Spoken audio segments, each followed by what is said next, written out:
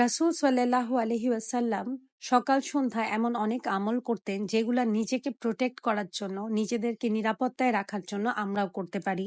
তার মধ্যে একটা খুব ভালো আমল হলো ইয়া হাইয়ু ইয়া কাইয়ুম বিরহমাতিকা আস্তাগীস আসলি লি শানি কুল্লাহু ওয়ালা তাকিলনি ইলা নাফসি তরফাতা আইন। O ever living, O self sustaining and all sustaining, by your mercy I seek help. Rectify all my affairs and do not leave me in charge of my affairs even for the blink of an eye. অর্থাৎ, হে চিরঞ্জীব, হে সৃষ্টিকুলের নিয়ন্ত্রক, আপনার রহমতের দোহাই দিয়ে আপনার কাছে সাহায্য প্রার্থনা করছি। আপনি আমার সকল বিষয় শুদ্ধ করে দিন। এক মুহূর্তের জন্য আপনি আমাকে আমার উপর ছেড়ে দিয়েন না। আমরা যদি এই আমলটা বা এই দোয়াটা ভালোভাবে লক্ষ্য করি, আমরা দেখব এখানে আমরা প্রথমেই আল্লাহ সুবহানাহু ওয়া তাআলার অনেক প্রশংসা করছি। আল্লাহ সুবহানাহু ওয়া তাআলা প্রশংসা পছন্দ করেন এবং তারপরে আল্লাহ সুবহানাহু ওয়া তাআলার রহমতের দোহাই দিয়ে আমরা আল্লাহর কাছে সাহায্য চাইছি। আল্লাহর রহমত ছাড়া আমাদের কোনো কিছুই সম্ভব না। আমাদের বেহেশতে যাওয়াও সম্ভব না, আমাদের কোনো কিছু থেকে প্রোটেকশন পাওয়াও সম্ভব না, কোনো রকমের কোনো কিছু উপভোগ করা সম্ভব না আল্লাহর রহমত যদি আমাদের উপর না থাকে। তাই আল্লাহর রহমতের দোহাই দিয়ে আমরা আল্লাহর কাছে সাহায্য চাইছি এবং তারপরে আমরা আল্লাহকে বলছি যে আমাদের সব রকমের কাজ, আমাদের যাই আমরা প্রতিদিন করছি, সব যেন আল্লাহ ঠিক করে দেন, শুদ্ধ করে দেন, সব ঠিকভাবে পরিচালনা করেন এবং এক মুহূর্তের জন্য যেন আমাকে আমার উপর ছেড়ে না দেন, even for the blink of an eye. অর্থাৎ আমাদের চোখ যে একবার আমরা পলক ফেলছি, এতটুকু সময়ের জন্য যেন আল্লাহ আমাদের উপর আমাদের সবকিছু ছেড়ে না দেন। কারণ আমরা আমাদের সবকিছু করতে গেলে সেটাতে অনেক সমস্যা করে ফেলবো।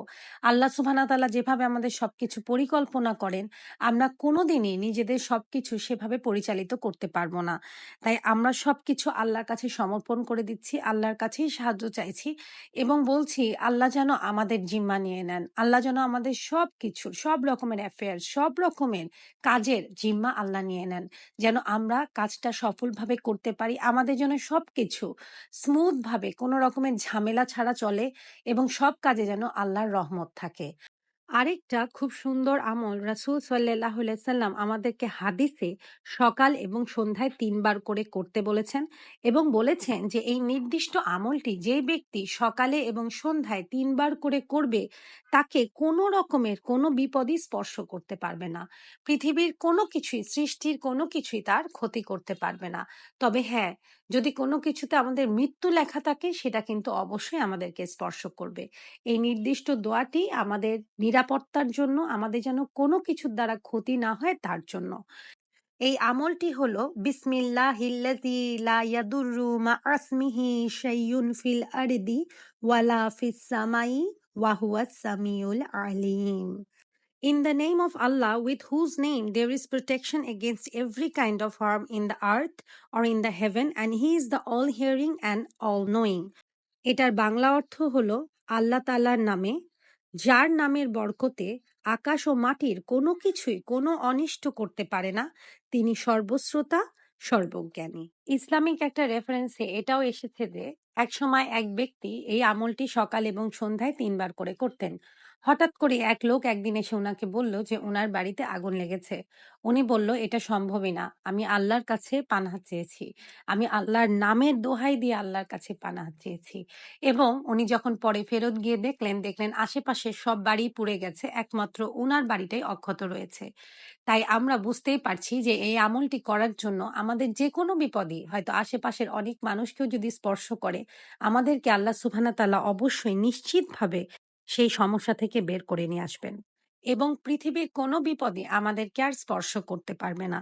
তাই আমরা এই আমলগুলো খুব ঘন ঘন করব এবং আরেকটা খুব সুন্দর আমল আছে যেটাও আমরা হাদিস থেকেই পাই, যেটা আমরা করতে পারি যে কোনো রকমের বালা মুসিবত বা শত্রুর কোনো রকমের হিংসা বা আক্রমণ থেকে বাঁচার জন্য। এই নির্দিষ্ট আমলটি হলো আল্লাহুম্মা ইন্নী আউযু বিকা মিন জাহদিল বালাই ওয়া দারাকিশ শাকাই ওয়া সুইল কদাই ওয়া শামাতাতিল আদাই। O Allah, I seek refuge in you from the anguish of tribulation, the lowest depths of misery, the bad of what is decreed, and the malice of my enemies. অর্থাৎ, হে আল্লাহ, আমি আপনার কাছে আশ্রয় চাই কঠিন বিপদ, দুর্ভাগ্যে পতিত হওয়া, ভাগ্যের অশুভ পরিণতি এবং শত্রুর আনন্দিত হওয়া থেকে। আমরা যারাই যে কোনো রকমের বালা মুসিবত থেকে বাঁচতে চাই, অনেক সময় দেখা যায় যে যারা আমাদের সাথে শত্রুতা করছে তারা আমাদের বিপদ দেখে, আমাদের কষ্ট দেখে আনন্দিত হচ্ছে। এগুলো সবকিছু থেকে বাঁচার জন্য আমরা এই আমলটা সকাল সন্ধ্যা করতে পারি বা যে কোনো সময় করতে পারি। এগুলো আমরা সেজদায় করতে পারি, আমরা ফরজ নামাজের পরে করতে পারি, আমরা বেতেরের নামাজে করতে পারি। এবং যারা অনেক শত্রুর আক্রমণের মুখে আছি বা শত্রুরা সবসময় আমাদেরকে ক্ষতি করার চেষ্টা করছে, কোনো বিপদ বারবারই মাথার উপর ঘুরে বেড়াচ্ছে, কোনোভাবে আমরা বের হওয়ার কোনো উপায় খুঁজে পাচ্ছি না, তখন আমরা এই আমলটা বেতেরের নামাজে, তাহাজ্জুদের নামাজে সব সময় আমরা করতে থাকবো। এবং আমাদের জানতে হবে যে আমরা যে দোয়াই আল্লাহর কাছে করি না কেন, এটাকে যদি আমরা দরুদ শরীফ দিয়ে শেষ না করি, দরুদ শরীফের যদি কোনো রকমের স্পর্শ এটাতে না থাকে এবং এটা যদি আমরা আল্লাহর সুনাম নিয়ে শুরু না করি এবং আল্লাহর কাছে পানাহ চেয়ে যদি আমরা এই দোয়াটা না করি, আল্লাহর রহমতের আশায় যদি আমরা এই দোয়াটা না করি, তাহলে কিন্তু এই দোয়াটা আমাদের কোনোই কাজে আসবে না।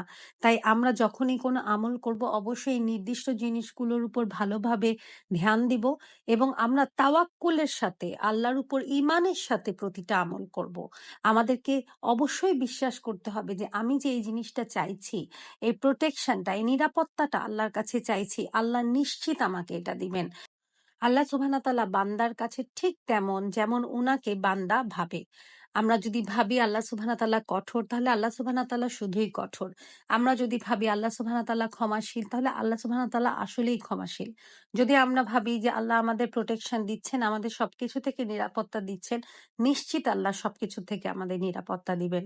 কিন্তু আমরা যদি আল্লাহর উপর বিশ্বাসই না রাখি, ভরসাই না রাখি, আমরা যদি নিজেরাই নিজেদের সিদ্ধান্ত নেওয়া শুরু করে দিই, নিজেরাই নিজেদের অতিরিক্ত ভালো ভাবা শুরু করে দিই, তাহলে কিন্তু আমরা আল্লাহর ভরসায় থাকছি না। তাহলে আমরা পুরোটাই নিজেদের উপর নিয়ে নিয়েছি এবং আল্লাহ সুবহানাহু ওয়া তাআলা যখন কোনো কিছুর থেকে নিজের রহমত উঠিয়ে নেন, নিজের হাত উঠিয়ে নেন, সেটা শুধু ধ্বংসের দিকেই যেতে পারে। এবং সর্বশেষ যে আরেকটি আমলের কথা বলবো, যেটা আমরা যেকোনো রকমের বিপদে পড়তে পারি এবং সেই বিপদটা যদি মাছের পেটে আটকে থাকাও হয়, সেই বিপদ থেকেও আমরা বেরিয়ে আসব। হ্যাঁ, আপনারা ঠিক ভেবেছেন, এটা দোয়া ইউনুস। লা ইলাহা ইল্লা আনতা সুবহানাকা ইন্নী কুনতু মিনাজ জালিমিন। আমরা যখনই কোনো বিপদে পড়ে যাব, আমরা এই দোয়াটা পড়বো এবং এই দোয়ার অর্থ হলো, ও আল্লাহ, there is none worthy of worship except you. Glory to you. Indeed, I have been of the transgressors. অর্থাৎ, আল্লাহ, আপনি ব্যতীত কোনো সত্য উপাস্য নেই, কোনো ইলাহা নেই। আপনি পুত পবিত্র, নিশ্চয়ই আমি জালিমদের দলভুক্ত, অন্তর্ভুক্ত। আমরা সবাই মোটামুটি জানি যে এই নির্দিষ্ট দোয়াটি ইউনুস আলাইসাল্লাম যখন পানিতে ঝাঁপ দিয়েছিলেন এবং তারপরে মাছের পেটে আটকা পড়েছিলেন, সেই বন্দি অবস্থায় উনি এই আমলটি করেছিলেন এবং আল্লাহ সুবহানাহু ওয়া তাআলা সেই মাছের পেটের ভিতর থেকেও, এত সমুদ্রের গভীর থেকে ওনার ডাক শোনেন। কারণ আল্লাহকে উনি ডেকেছেন, আল্লাহকে উনি বলেছেন যে আল্লাহ ছাড়া আর কোনো মাবুদ নেই, উনি কাউকেই ডাকেন না, উনি একমাত্র আল্লাহকেই রব হিসাবে মানেন এবং আল্লাহ সুবহানাহু ওয়া তাআলা পুত পবিত্র। আল্লাহ সুবহানাহু ওয়া তাআলার চাইতে পবিত্র আর কিছু নেই, মহান আর কিছু নেই। আল্লাহ সুবহানাহু ওয়া তাআলার চাইতে শ্রেষ্ঠ আর কিছু নেই। এবং উনি নিজেকে এরপরে বলেছেন যে আমি জালিমদের অন্তর্ভুক্ত, তাদের দলে আমি। অর্থাৎ আমি আমার নাফসের সাথে জুলুম করেছি। আমরা যখন কোনো গুনাহ করি, আমরা কিন্তু এটা আল্লাহর কাছে যে শুধু অপরাধী তা না, এই জুলুমটা আমরা আমাদের নিজেদের সাথে করেছি। কারণ এটার দ্বারা আমরা নিজেদেরকে জাহান্নামের দিকে নিয়ে যাচ্ছি। তাই ইউনুস আলাইসাল্লাম এই দোয়ার মাধ্যমে নিজেকে জালিম ঘোষণা করেছেন এবং আল্লাহর কাছে পানাহ চেয়েছেন যে উনি যতটুকুই ভুল ত্রুটি জীবনে করেছেন, যদি উনি নবী ছিলেন, নবীদের জীবনে ভুল ত্রুটির সংখ্যা অনেক কম, উনি এটা সত্ত্বেও উনি নিজেকে জালিম ঘোষণা করে আল্লাহর কাছে পানাহ চেয়েছেন এবং আল্লাহ সুবহানাহু ওয়া তাআলা এই কথায় খুশি হয়ে গিয়ে ওনাকে মাছের পেট থেকে, এমন একটা অস্বাভাবিক জায়গা থেকে, যেটা মাছের রিজিক হিসেবে মাছের পেটে চলে গেছে, তারপরেও আল্লাহ সুবহানাহু ওয়া তাআলা সেখান থেকে ইউনুস আলাইহিস সালামকে রক্ষা করে আনেন। এবং এই ঘটনার মাধ্যমেই কিন্তু আমরা বুঝতে পারি যে বিপদ যতই বড় হোক না কেন, জিনিসটা যতই অসম্ভব মনে হোক না কেন, আল্লাহ সুবহানাহু ওয়া তাআলা যদি চান যে কোনো বিপদ থেকে আমাদেরকে রক্ষা করবেন, কোনো রকমের সিচুয়েশন থেকে আমাদেরকে বের করে নিয়ে আসবেন, পৃথিবীর কোনো শক্তি আমাদেরকে সেখান থেকে বের হওয়া থেকে আটকাতে পারবে না। আর আল্লাহ যদি চান আমাদের ধ্বংস করে দিতে, তাহলে পৃথিবীর কোনো কিছুই আমাদেরকে আর রক্ষা করতে পারবে না। Thank you so much for watching this video. যদি এই ভিডিওটি ভালো লেগে থাকে অনেক অনেক অনেক বেশি শেয়ার করবেন। আর যদি আমার কোনো ভুল হয়ে যায়, যেটা হতেই পারে, যেহেতু আমি কোনো কোরআনে হাফেজ না বা আমার নির্দিষ্ট বড় কোনো কোয়ালিফিকেশন নেই ইসলামে, যদি আমার কোনো উচ্চারণে বা কোনো মানে বোঝাতে ভুল হয়ে থাকে আমাকে নিশ্চিতভাবে জানাবেন। আমি অবশ্যই অবশ্যই সেটা শুধরে নিব। আসসালামু আলাইকুম।